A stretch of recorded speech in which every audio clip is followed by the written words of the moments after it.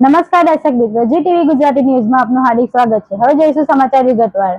વર્ષ 2025ના અંતિમ દિવસોમાં આખું શહેર નવા વર્ષની ઉજવણીના થનગનાટમાં છે, ત્યારે સુરત પોલીસ વિભાગે સુરતીઓની સલામતી સુનિશ્ચિત કરવા માટે એક સુરક્ષા ચક્ર તૈયાર કર્યું છે। સુરત પોલીસ કમિશનર અનુપમસિંહ ગેહલોતે સ્પષ્ટ કર્યું કે ઉજવણીનો આનંદ લો, પરંતુ કાયદાની મર્યાદામાં રહો। પોલીસ કમિશનર જણાવ્યા અનુસાર 31મી ડિસેમ્બરની રાત્રે આખું શહેર પોલીસ નજર હેઠળ રહેશે। અંદાજિત 7,000 જેટલા પોલીસ જવાનો, જેમાં હોમગાર્ડ, જીઆરડી, ખાસ કરી એસઆરપીની ટુકડીનો સમાવેશ પણ થાય છે। સુરત પોલીસ ડિજિટલ વોચ પર વધુ ભાર મૂકી રહી છે। 50થી વધારે સજ્જ કેમેરા પણ લગાવાઈ ગયા છે।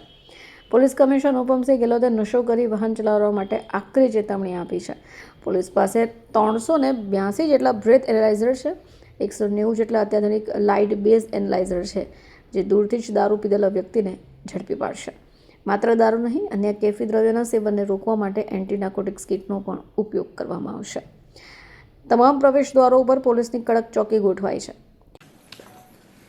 આવનાર 31 ડિસેમ્બરના રાત્રે અને 1 જનવરી 2026ના સેલિબ્રેશન કરવા માટે अपना सूरत शहर में अलग अलग विस्तारों में अपना जो है लोग जो एंजॉय करता हो जो है અને अलग अलग विस्तारों में નીકળી મોટી સંખ્યામાં ભેગા બી થતા હોય છે।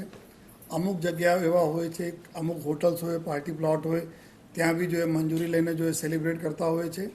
તો આ સમગ્ર પૂરી વ્યવસ્થાઓના તૈયારી રૂપે અને લોકો સેલિબ્રેટ કરે, પરંતુ એવા કોઈ કૃત્યો નહીં કરે જો કાયદાનું ઉલ્લંઘન કરતા હોય, સાથોસાથ કોઈ બીજાને કોઈ તકલીફ આપતા હોય છે।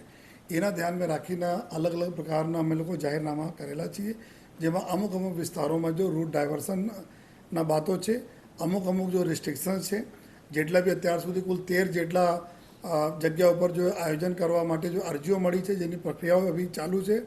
આ સમગ્ર વ્યવસ્થા ખૂબ સારી રીતે જાય એના માટે છેલ્લા લગભગ અઠવાડિયાથી તૈયારીઓ ચાલુ છે પોલીસને જો हमारी जो भी लोकल पुलिस स्टेशन की टीम, क्राइम ब्रांच, एसओजी की टीमों अलग अलग कार्रवाई કરી રહી છે। કુલ 7 દિવસમાં 1100થી વધારે પ્રોહિબિશનના કેસો પણ દાખલ કરવામાં આવેલા છે જો સાથોસાથ જો અમે લોકો 55 જેટલા લોકો છે, 55 જેટલા લોકો એના પાસા અને 14 જેટલા લોકોને તડીપાર બી કાર્યવાહી કરવામાં આવેલા છે।